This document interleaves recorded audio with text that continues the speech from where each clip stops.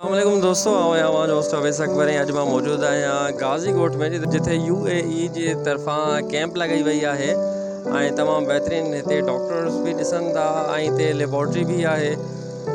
काफ़ी सारा अहिड़ा जेके रिलीफ जेके ॿोॾि मुतासिर हिते आयल आहिनि उन्हनि जो सुठो इलाजु हिते थिए पियो। ऐं जी दोस्तों, त हाणे असां एंटर थियूं पिया मेडिकल कैंप में। डॉक्टर मुमताज़ साहब आहिनि जेके सॼी कैंप जा इंचार्ज आहिनि ऐं हाणे असां अंदरि दाख़िल थियूं पिया। साम्हूं ई डॉक्टर्स जेके चेकअप वग़ैरह कनि पिया ऐं उनखां पोइ लेफ़्ट साइड राइट साइड ते ही जेके आहिनि वेटिंग में वेठा आहिनि, जिते पंखे जो बि इंतज़ाम आहे।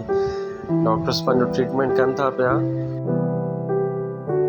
असां सां गॾु हिन मेडिकल कैंप ते मौजूदु आहिनि तस्लीम भुट्टो साहब, जेके फोकल पर्सन आहिनि हिन कैंप जा। उहे असांखे विज़िट बि कराईंदा आहिनि ऐं हिते कहिड़ियूं फैसिलिटीज़ आहिनि उन जे बारे में बि अवेयर कंदा। तस्लीम साहब, वॾी महिरबानी तव्हांजो।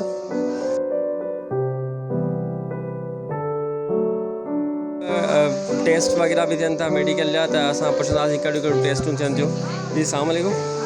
जी यहाँ पर कौन कौन से टेस्ट हो रहे हैं? यहाँ पर हमारे पास कोविड का हो रहा है, एंटीबॉडी एंटीजन बराबर में हो रहा है, हेपेटाइटिस का हो रहा है और डेंगू हो रहा है, मलेरिया हो रहा है, क्योंकि सब वहाँ से आ रहे हैं और सैलाबी और बारिशों की सूरत हाल है, जिसकी वजह से मच्छर वगैरह गंदा पानी जमा होता है।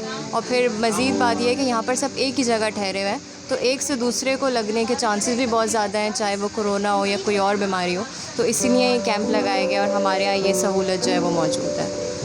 थैंक यू सो मच दोस्त।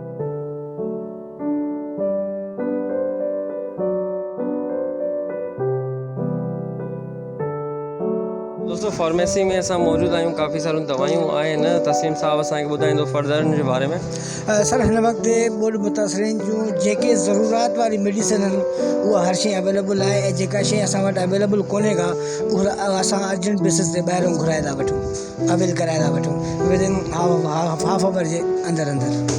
Thank U sir. मां मौजूदु आहियां डॉक्टर मुमताज़ गोपांग साहब सां, जेको इंचार्ज आहिनि मेडिकल कैंप जा। साईं खान कैंप जे हवाले सां इंटरव्यू वठंदासीं ऐं इहो बि पुछंदासीं त कंहिंजे ताउन सां इहे कैंप लॻी आहे ऐं कहिड़ियूं कहिड़ियूं फैसिलिटीज़ हिते आहिनि ऐं केतिरा मरीज़ साईं वारा ॾिसी चुका आहिनि। सर, वॾियूं महिरबानियूं, तव्हां टाइम ॾिनो। मुमताज़ साहब, असांखे ॿुधाइजो कैंप जे बारे में। सर, थैंक यू अवैस साहब। हीउ जेको असांजो कैंप आहे इहो Pakistan UAE mobile field hospital आहे। हीअ जेका असांजी कर्टसी ताउन आहे इहो ज़ायद गिविंग इनिशिएटिव UAE जे तरफ़ां आहे, जंहिंजो चेयरमैन डॉक्टर आदिल आल शामरी आहे, जंहिंजो इंटरनेशनली जिथे डिज़ास्टर ईंदा आहिनि हीउ प्रोजेक्ट उते मूव थींदो आहे। ऐं सालनि खां वठी हुननि सां गॾु ख़िदमत सर अंजाम ॾेई रहियो आहियां। जीअं सैलाब जा मामला थिया हिते सैलाब ऐं बरसाति जा अफेक्टेड माण्हू आया त मूं उन्हनि खे इतलाह ॾिनो ऐं उन्हनि चयो त बिल्कुलु इहो प्रायोरिटी ते जेको आहे फील्ड हॉस्पिटल क़ाइमु कयो। हीअ असां फील्ड हॉस्पिटल हिते क़ाइमु कयो आहे government boys degree college Abdullah Shah Ghazi ॻोठ उन में। हिन में तक़रीबन 1000 खां मथे फैमिलीज़ जेके रहियल आहिनि, जेके रेन अफेक्टेड आहिनि। असां 3 ॾींहं आहे असांखे हिन कैंप में। असां वटि हिते गायनेकोलॉजी जी फैसिलिटी मौजूदु आहे। असां वटि चाइल्ड स्पेशलिस्ट आहिनि, स्किन स्पेशलिस्ट आहिनि ऐं जेके आहिनि फिज़िशियन आहिनि।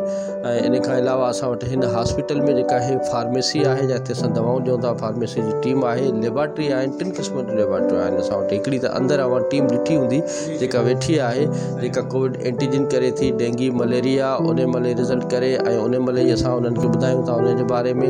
हिन गाॾीअ में जंहिंमें असां पाण मौजूदु आहियूं, इहा एमिरेट्स मोबाइल क्लिनिक हिन खे चऊं था। हीअ असां मूव करे सघूं था। हिन में असां मुख़्तलिफ़ सर्जरीज़ बि कयूं आहिनि ऐं मुख़्तलिफ़ इलाइक़नि में मूव करे उते जल्दी में माण्हुनि खे जेको आहे हेल्थ केयर फैसिलिटीज़ प्रोवाइड कंदा आहियूं। हिन गाॾी में जेको असां हाणे जेके आहिनि पंहिंजूं पॉइंट ऑफ केयर जूं कुझु मशीनूं आहिनि। लेटेस्ट जेको चेयरमैन साहब कल्ह आयो असांजो उहो ॾेई वियो आहे।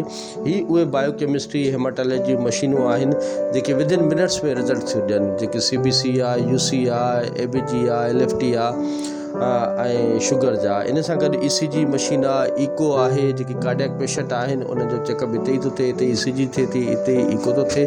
कार्डियोलॉजिस्ट असां वटि एज़ अ वॉलंटियर्स उहे अचनि था, उहे बि कमु कनि था। त ही पेशेंट्स असां सभु हिते ॾिसूं था।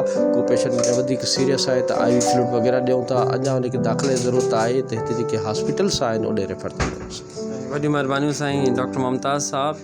दोस्तों, वॾियूं महिरबानियूं। डॉक्टर मुमताज़ साहब खे एप्रिशिएट कयूं था, जिन्हनि हीउ क़दम कयो ऐं आवाम जी एॾी हेल्प कनि था पिया। वॾी महिरबानी तव्हांजी।